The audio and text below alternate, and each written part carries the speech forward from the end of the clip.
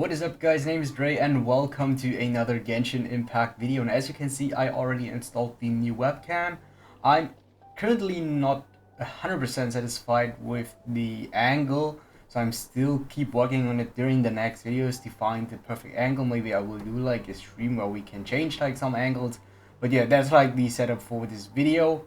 And we want to talk about part 2. True, because I have to look up there. Yeah, we want to talk about part 2 of the patch 2.1 event phases. So what is coming during the next 3 weeks? We have the details for that. We do not have the detailed patch notes. They should come out tomorrow. I think I won't do a video specifically on the patch note, except if there is something that is like game breaking or that really changes how we should play certain things in the game, that changes some mechanics. So if there is something that is that important, I will do a video. Otherwise, we will keep with the patch notes for right now. All right, now let's hop in with the first event that they announced, the Moonlight merriment event. So in this event, we can get another crown, which is huge because we already got like 5 crowns just from Inazuma plus 1 from the event. So I think 6 crowns already. If we of course maximize the Sakura tree. We do not have all regions of Inazuma yet, but the Sakura tree guarantees us 5 crowns. Next thing is that we get a 7th crown with the next patch, which is I think really good. Primo gems as always welcome, and we have the fish claymore here. So in order to do the event, you have to be adventure rank 28 or above. We have to complete the Arcane Quest Chapter 1 Act 3, A New Star Approaches, and Truly Chapter Act 1 Mondstadt Gastronomy Tip. So the important thing I think on the event phase 2 is that it happens during the anniversary. So yeah, like so far this event seems like just a normal event. Of course we get rewards and we get a second weapon, but the catch that we got in the first phase of the patch is like a permanently available weapon, while the Luxurious Sea Lord is a weapon that we just can get from this event. So yeah, maybe we can find something special here for the anniversary.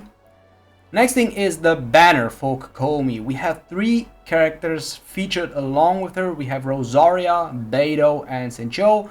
I think in general this is a very beginner-friendly banner in terms of 4 stars. So these are all solid characters, and I would say that Sencho is one of the more broken characters in the game. And these characters, if you can get some constellations with them, they also get really good. Especially Beidou with constellations is really strong. Yes, this one starts from the 21st of September, 6 p.m. Central European time is the time for me, and the banner will last until the 12th of October. Yeah, other than that, I think there's nothing really to talk about in this banner. We have the weapon banner. This one is huge. We have 2 event weapons again in the banner. So on phase 1 there was how was the name? There was Vortex. No, it wasn't Vortex. The name of the claymore, what was it? Unforged. Yeah, the Unforged, along with Raiden's weapon, and now we have Kokomi's event weapon with JadeCutter. And JadeCutter is a pretty good weapon. The weapon is kind of insane though, so I didn't expect JadeCutter to come back so soon. Is it worth to summon in the weapon banner? Probably not. So if we look at the 4 stars, I would say Stringless and Favonius Codex are like the most useful weapons out of the 4-star weapons.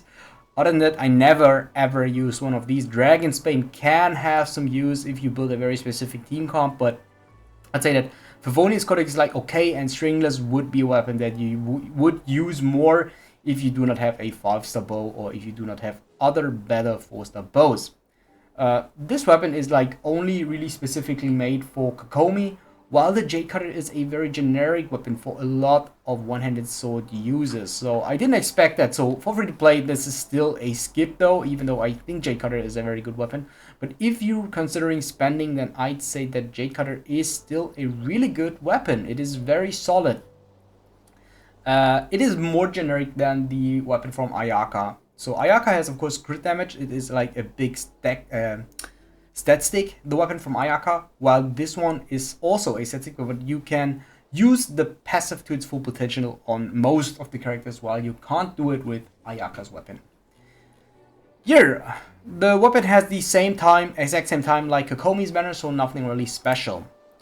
Then we have Passage of Clouds and starts daily login event. So this is actually the 1-year anniversary rewards that we get. So we get overall, we get 10 intertwined fate stones, 8 of the hero's wits, 80,000 Mora, and 18 mystic enhancement ores. Actually, I think, of course, I don't want to complain. We have time starting from the 28th, 4 a.m. I think like the 29th was the day when Genshin went live.